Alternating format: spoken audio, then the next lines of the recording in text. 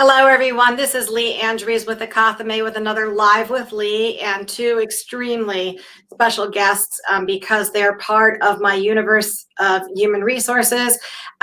We've got Laura, and I'm going to pronounce this name correctly, Mazzullo. Mazzullo. Very good. And we've got Mike Vaughn, and I'm going to allow them to introduce themselves. But the reason that I asked them to join us today is because in the space of human resources, we have practitioners at all levels, leaders and individual contributors and solo practitioners who are struggling and who have been struggling for the past year because of COVID, because of layoffs. And it is a very humbling thing for a human resources person to reach out and ask for help in finding a position, in networking for those positions. There's a lot of assumptions that we should know a lot of things, and there's a lot of isolation that's happening. While our profession is massive, our networks, our individual networks aren't always massive. So Mike has humbly agreed to talk about his experience in the job search in today's HR job market. And Laura is an expert in staffing HR functions and capabilities within organizations and is known as an expert in that space. So we're going to get some of her high-level views on what's going on out there as well. So would you introduce yourself to the group, Mike? Sure. So as Lee said, my name is Mike Vaughn. I am currently in the job search. I've got 15 years of experience in global HR, working in large, complex companies. It's taken me all over the world, which has been a great experience, and I'm happy to be here and share my experience in the market. And we're happy to have you too. Thank you again, Mike. And Laura, would you like to take a moment and introduce yourself?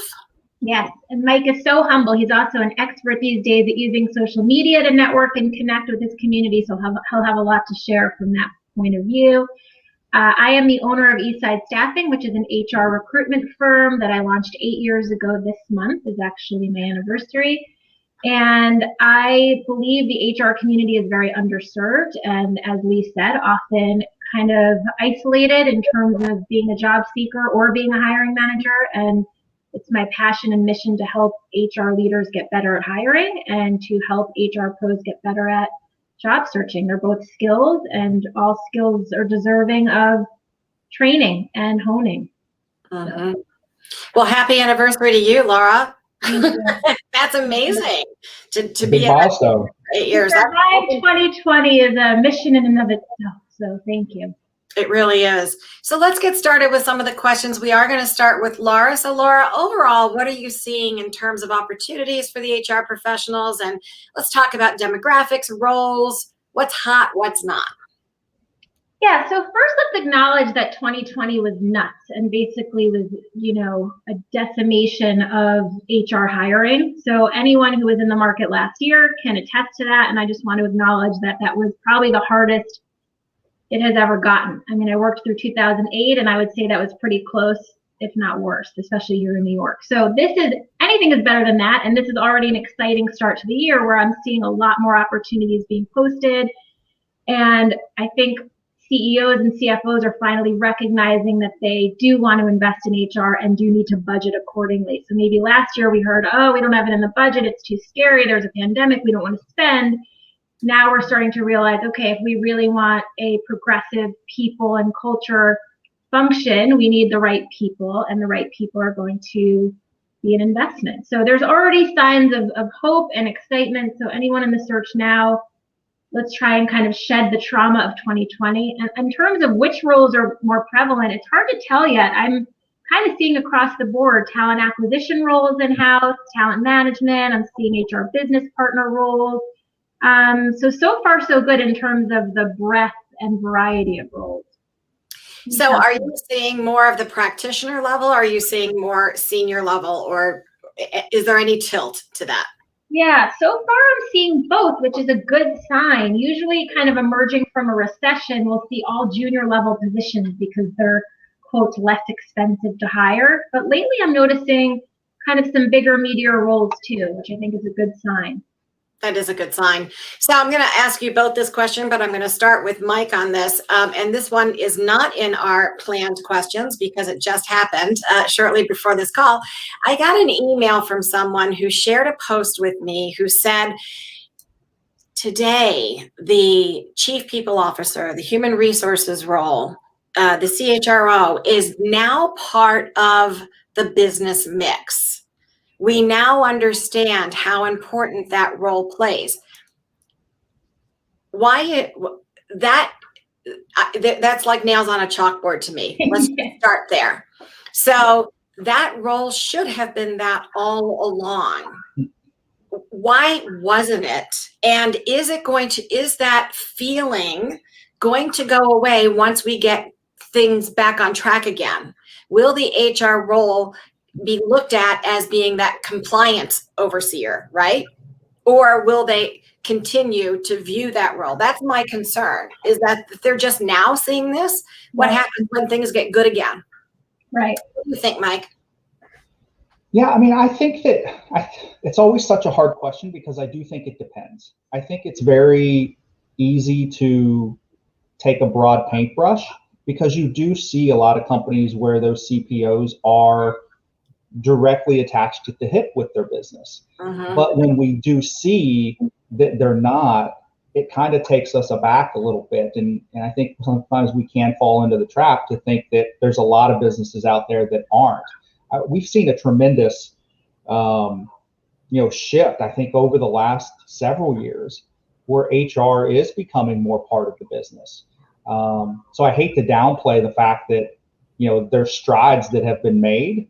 But I think you're always going to have pockets. You might have those smaller organizations. You might have, those companies that are still coming along that just take a little longer to get there. But I mean, I don't know what, Laura, you've seen, but I do think that overall there's been a tremendous amount of progress that's been made in that space.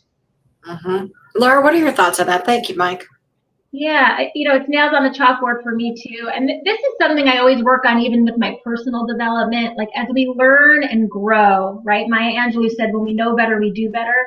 The hard part is not shaming ourselves for what we didn't know back then. And that's like part of this when I hear these things, it's like, yeah, I could get very caught up in how gross HR has been treated for so many years. And I can get stuck in that. I try to think, you know what, maybe we just need to start now with this new blank canvas of literally HR is the most valuable function in an organization. It leads and develops the people who are the heart of an organization. Right. So if it was never valued before today, I'm saddened by that, but also I don't want that to be the narrative that we continue. So for me, it's like, Brene Brown always talks about hustling for worthiness. And I think HR has spent a history hustling for their worthiness, hustling for their value. I don't want us to do it anymore. You don't have to go in and defend your seat and defend your value. It's taken me 17 years in recruiting to learn that lesson myself. So I know it's hard, but you get to a point where you realize I have value. I have expertise. I have, something to add to this organization, and I shouldn't have to constantly be defending that. So I'm hopeful that it's something we can leave in the past. Yeah, and I think that to your point, I think that as we realize the impact that we're making to the organizations and we communicate that value in whatever way those opportunities are, from performance reviews to, board meetings or what have you, I think that is, to your point, will keep that momentum going. Now is a great time for us in our practice, I think, to make sure that those stories are spot on.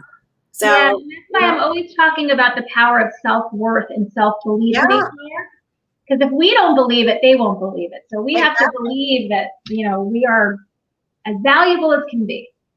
That's right. Yeah. Thank you for that. And so, Mike, I want to turn the table and the spotlight on you for just a moment. And I want to ask you about your experience as a candidate, as an HR job seeking candidate. What has been your experience so far? Look, I think there's been good experiences and there's been not so good experiences. I think some of the biggest disappointments, being in the space, and obviously looking for an HR role is that you are typically dealing with your peers in that space. And so I think part of the real disappointment is some of it of, well, let me maybe back up. I started in recruiting, so I get it. We are not always going to be able to respond to every single request. I understand that. What's really disappointing that has happened, in the job search recently is like when you get to, well, think of it like this. So you get 1,000 applications for a job. You're not going to respond to 1,000, but you narrow that list down and you decide you're going to interview 5 people. Like when you video interview people, like at that point, there's some level of relationship. And there should be some closure at that point. And I understand you're not going to respond to the 995. There's automation that can help you with that. But when you get to the 5, like that's where really I have a hard time with. And I've had that experience to where you go through multiple video interviews. And then you follow the advice and you send your proverbial follow-up after a week. Maybe you send it the second week. And when you don't respond to the email, so not only do you take the initiative to just follow up post-interview, but then you've taken it really another step. It's like the little reminder that pops up on your calendar, and you make a conscious decision to click decline or to click ignore. When you're not responding to that follow-up, I think then you make a conscious decision. That's not being overwhelmed. That's not being understaffed. That's taking a conscious decision that I've seen an email in my inbox from somebody who I have built a small relationship with, and I'm choosing not to respond. That for me is probably the biggest disappointment, because then you are making a choice to not do it. So are you saying you've been ghosted, Mike? Oh, ghosted. I mean, what's ghosted? I mean, for me, like I said, being ghosted, if I apply to a job and I don't get the rejection letter until like 8 months from now, and I'm like, okay, when did I apply for that job? I don't remember. That's one thing. But when you go through the interview process at that point, not one interview, not 2 interviews, but maybe 3 interviews, for me, again, that's choice. And that's the real disappointment as an HR professional. That we have made a choice not to do that, and that's really disappointing for me. That's ghosting. After you've been engaged and you did not get closure, you were ghosted. Yeah, you were ghosted. I'm so sorry. And that doesn't feel good, does it? So, Laura, what's your take on this? First, I have a question because I just, you all know I love note taking. It's how my brain works. So I just wrote down conscious decision and choice, and I love that, Mike. I don't hear any job seekers describing it that way, and I think it's brilliant. Our friend in the HR community, Rachel Kitty Couples, is a recruiting job seeker. She just did a blog, which I'll send the link so that we can share it down below. But Rachel shares some specific stories she's been through as a job seeker. And it's so educational for our community because, as Mike says, we're teaching each other. I mean, these are our people who are doing this. And I guess I'm curious about why they're making that conscious decision, why they're making that choice. Is it a fear, right? Is it a fear of rejecting people? Because it can be an emotional and hard thing to do. I don't enjoy rejecting candidates. Many of us cry after we do it, and it's hard and it's not fun, but we do it anyway. I don't know if there's a fear of that kind of conflict in their brain. I genuinely want to stay curious about that. Yeah, and I really don't know, but I equate it to things in our daily business lives. So what you try to do if you think of the project. And because it could be a number of reasons that they're not responding. Maybe the hiring manager isn't getting back to them, maybe, whatever. But I think what you try to do in your business life is that even if there's something happening that you may not have control over, you typically will communicate what is happening. Yeah. And I think that then, even if you don't know anything, simply communicating that I don't know anything is is progress from a candidate's perspective, Yes. right? Because I think if you ask most candidates who have gone through the process, rejection is part of the deal. Like, it's going to happen. There's always going to be someone who gets the job, and there's going to be someone who doesn't get the job. But being able to know what is happening, and the other piece to that is when, like, have a little pride. Like, if I tell you I'm going to do something, then do it. Yeah. And that's really where, like, the conscious choice and, saying that we're going to follow up on X date. Okay, you may not have the answer, but at least send a follow up to say I don't have the answer. And I think that's the hard part. I wish I knew why. I know. Maybe we can pose the question to our community: what is holding you back from closing the loop with a candidate, or from giving feedback to a candidate, or rejecting a candidate? What is holding you back? Really look inward on that, because you're right. Many of us are flabbergasted by that. So, Laura, it's interesting you asked that, because I don't know if you know Katrina Collier. Yeah. Is based out of the UK. And I asked her, she was teaching a class at one point, and she asked her group, what is keeping you from that human interaction with your candidates and that follow through? And she had a leader in the room, and the leader said, my people don't have time to do that. Time. So I think it's time is obviously, it is a symptom, but I think that the root problem is, are our leaders demanding that we add to our brand of communication to our candidates, right? Where is the leadership direction on this? And then the second is, what tools will enable our teams to deliver exceptional customer service? So I believe that it starts with the company brand, and it goes into each business unit of the organization, and that conversation alone sets the stage. That feedback that Katrina received is the root problem, I believe. I love that. Well, and it's just like with anything else, right? You will get the results in which you measure.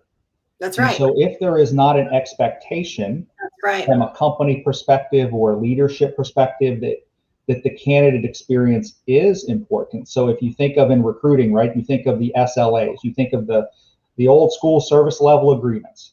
Right. Well, if you put service level agreements in place that say, hey, we're going to respond to internal candidates or within 3 days, we really have a goal and an expectation that even external candidates are going to be responded to, then the behavior begins to change. Mm-hmm. No, I agree with you. If the expectation isn't set, it's not set. It won't happen. Which leads us to our next question, which is for you, Laura. What are you finding? Are you coaching? Are you finding yourself having to coach HR managers and decision makers on how to find talent differently during this part of our existence, right, in our market? And if so, in what ways? Such a good question that I could spend like 17 hours answering. I will think specifically on, like, this week alone, what I've been coaching HR leaders on. And I think everything we're talking about is the problem, and it's time. Time is an excuse. So everyone's in a rush, everyone's panicking. I actually picture when you're training a puppy and they're frantically spinning. That's what hiring managers are doing right now. They're literally panting and frenetically spinning. And it's our job in recruiting to be the calm force, which is very hard for a fast-paced New Yorker, but I can do it, to stay zen-like while they all spin, and remind them that we have to slow down to speed up. So the beginning of a hiring process is the time to build a strategy, and it might only take 1 or 2 days. But you have to define what type of candidate experience you want to provide. So I ask my hiring managers, what do we want candidates to say about this experience? How do we want them to feel?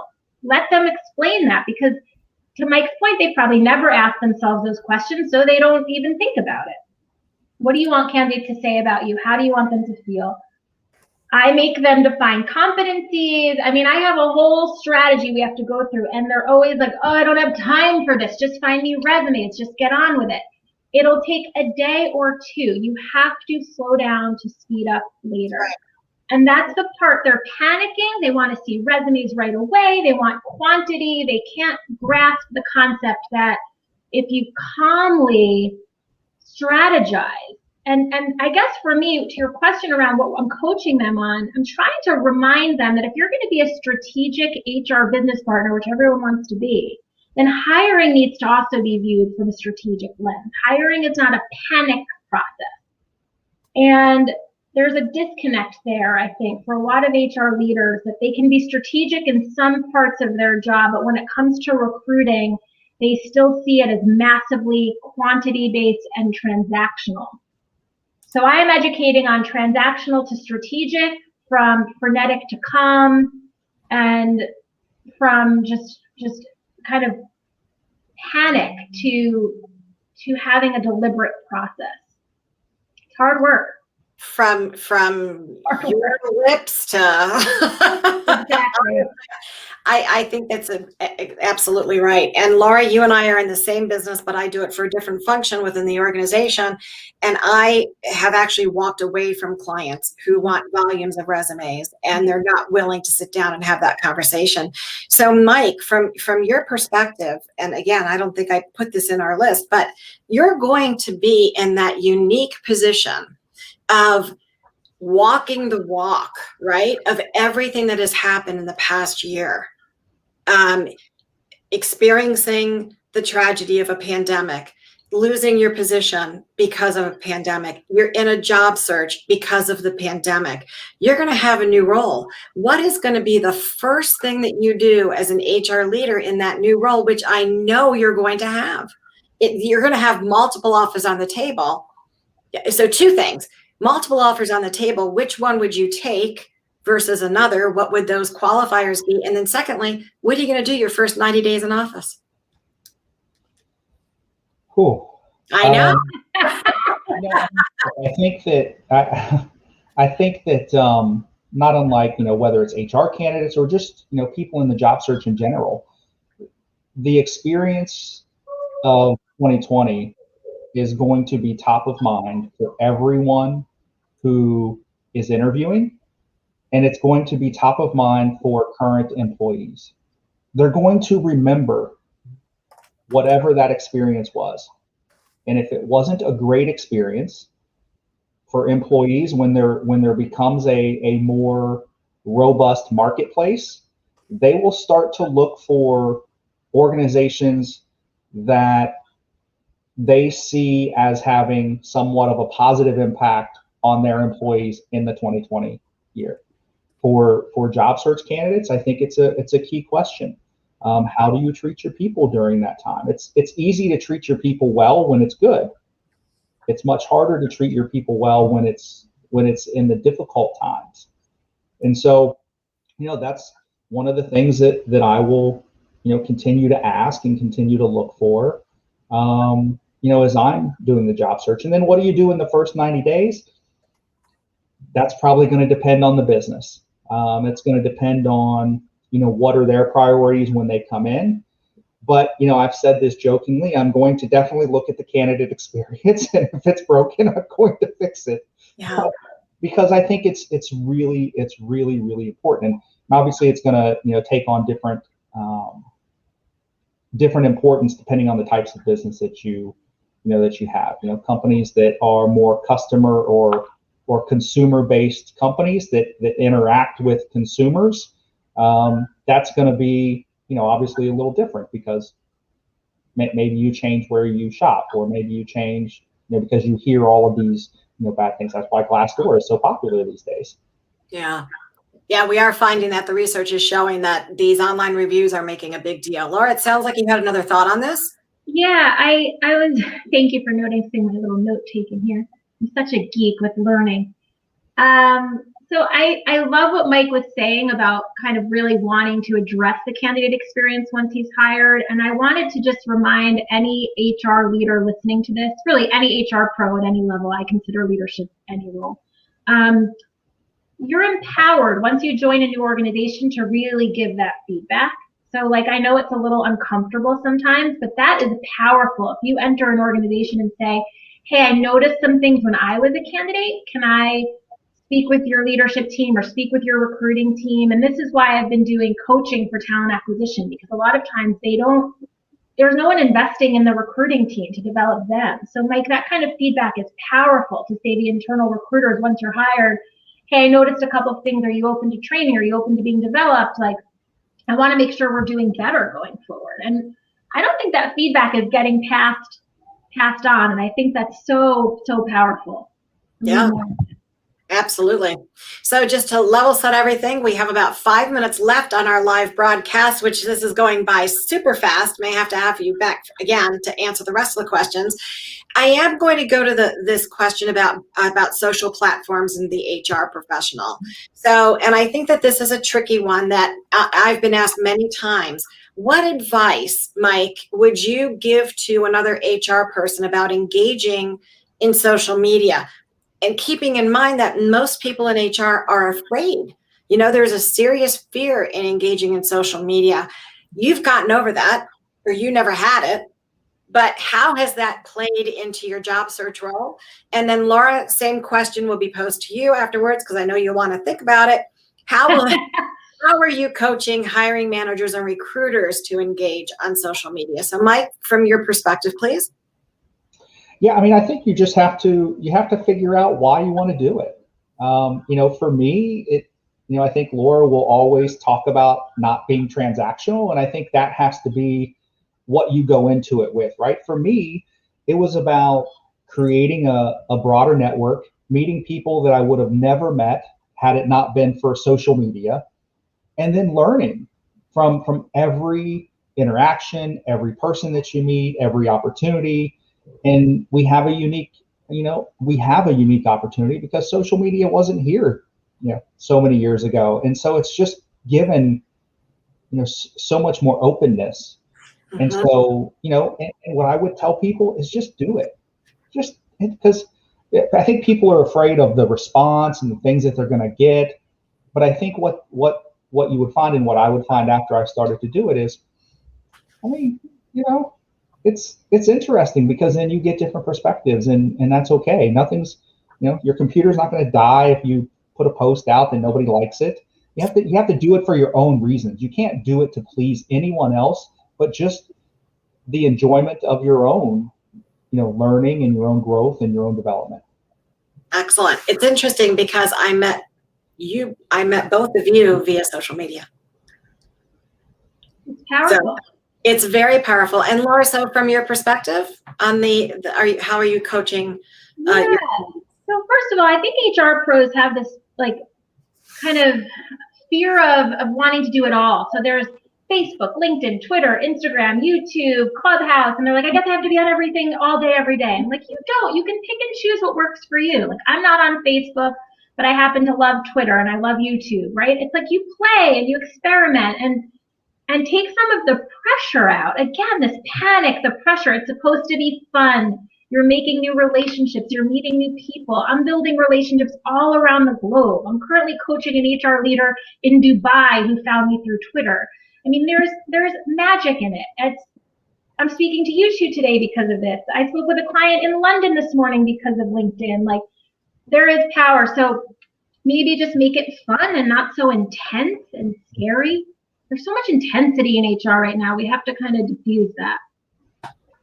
Yeah, and I enjoy the part where you're saying, you mentioned, to make it enjoyable. At what point do you find people realizing that it's no longer a joy to engage on social media? When they have expectations that there needs to be an ROI immediately. So if they're job searching, they expect to be getting a new job within a week. If they're hiring, they expect candidates within a week.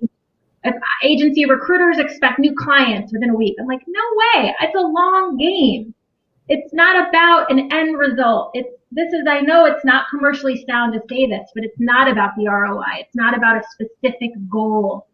That will suck the joy right out of it. It should just be no expectations, no assumptions, just a pleasurable experience. And then good things do come. And we are going to end on that beautiful positive note. Sorry, Mike, go ahead. No, I was just going to say, to build off what Laura said, I think I've heard her say it a number of times. If you go into it just thinking of it as a transaction, like I'm going to do this and I'm going to get this out of it tomorrow, you're in a losing game at that point. The remarkable Steve Brown. I'm sure you both know him. He's the head of HR in Florida for a pizzeria. Ohio. Oh, he's in Ohio. That's Daddy. Putting him, he's so happy. I always picture him with palm trees. That's his brand, man. So Steve Brown would be very proud of us on this call and with this message. So our 30 minutes is up. I can't thank you both enough. And if you are watching, thank you for joining. You can reach Mike and Laura through LinkedIn, Twitter is probably the best way, or just respond to this post on the LinkedIn. If you are looking for an exceptional HR leader, Mike Vaughn, please, ladies and gentlemen. And if you are looking for an exceptional HR coach for your organization, or even as an individual job seeker, I strongly recommend that you reach out to Laura. Thank you both so much. Have a wonderful afternoon, and let's keep it social. Take care.